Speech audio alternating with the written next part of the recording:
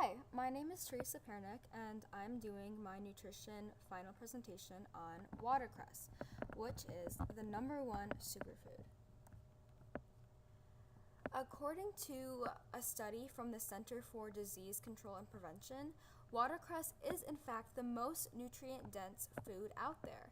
I was really surprised to find this out because I've heard about a lot of superfoods, including like blueberries and acai and all sorts of things like that, or kale especially is a pretty recent one out there.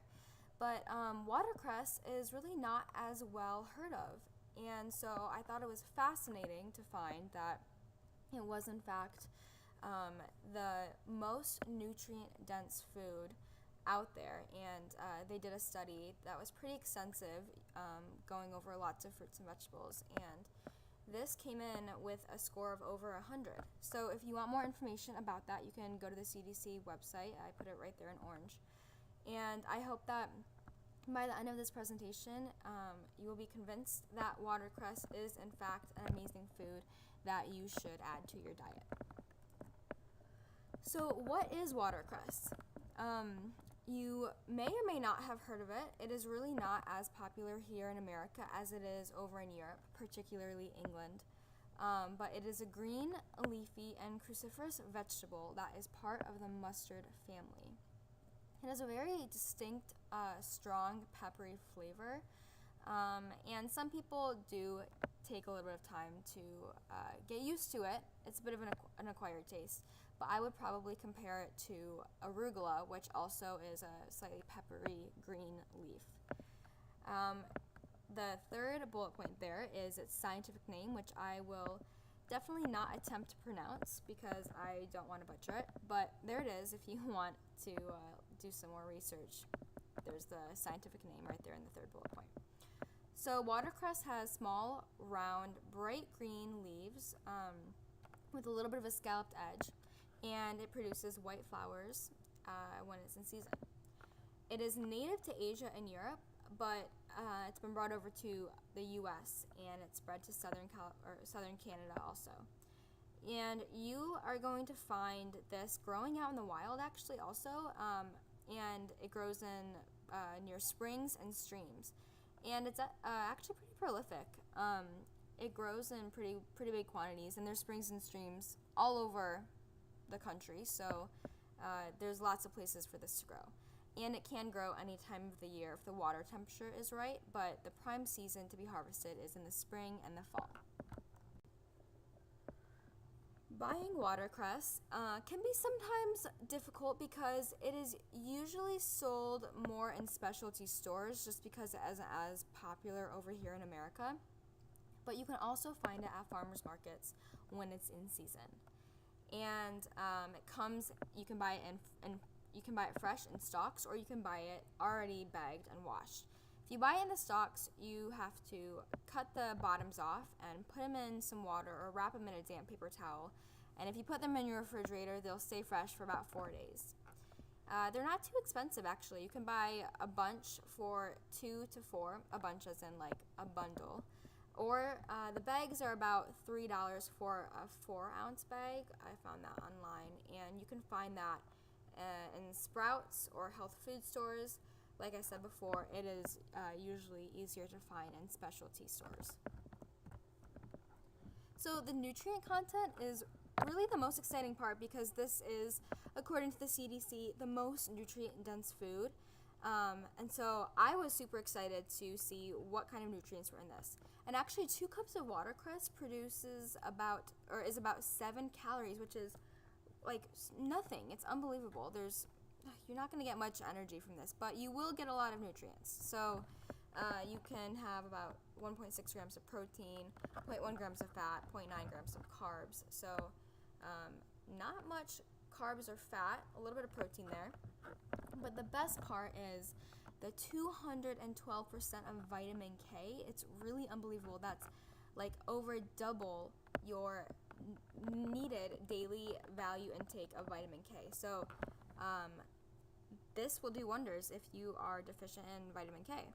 And it also has quite a bit of vitamin C and vitamin A for your daily percentage. So this really is an unbelievable vegetable, and it's just pretty rare that you see something that is over the daily value, the daily percentage value. So that's vitamin K. There's not actually too much research on this vegetable, but the studies that I did find were on the cancer fighting benefits. And there was one study that talked about some volunteers consumed 1 pack of raw watercress daily for 8 weeks, and they had an increased lymphocyte DNA resistance to free radicals. So this definitely inhibits the stages of carcinogenesis, and you can see that it really has potential to fight cancer. So I'm hoping that they're going to be doing more research on this in the future. Another research study that I found also talked about the reduction in DNA damage of lymphocytes if you ate watercress. And it also has other benefits that the study found, like reduction in blood triglyceride levels or an increase in blood levels of lutein and beta-carotene, which have antioxidant activity. So there's lots of things, lots of benefits that watercress brings to the table, and I'm sure that with more research, they're just going to continue to find more and more benefits and more possibilities that we can use watercress for. So because vitamin K is the most prevalent vitamin in watercress, I wanted to show you guys some of the benefits that vitamin K has, and studies show that it will support like maintenance of strong bones, bone density, lowers blood pressure, and also can help with clotting of the blood. So lots of things that vitamin K can do for you, and watercress is definitely the place to find it. So I love to cook, so I was really excited to look at recipes of watercress, just because, you know, I really never hear of it. I have not eaten it or had it in a restaurant or anything like that. So the recipes that I found actually were not that extensive either.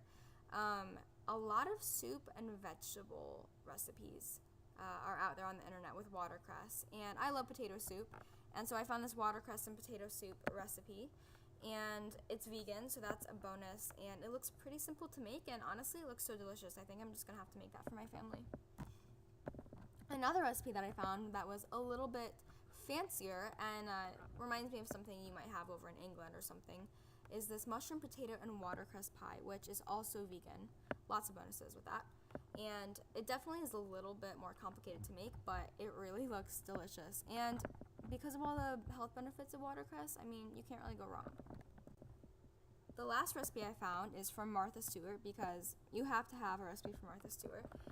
And it is roasted golden beet, avocado, and watercress salad. And honestly, it's beautiful. Just look at all the different colors and the vegetables. So you're going to be getting a pretty wide variety of nutrition with this salad, just because, I mean, you've got avocados, you've got chives, you've got beets, lots of things. And then to top it all off, you have watercress, which looks like it makes a really great salad leaf. So I think that we should have watercress more in our salads. In conclusion, watercress is an amazing vegetable, and it's unfortunate that it's not as well known, because there is so much potential and so much power within this small little leaf.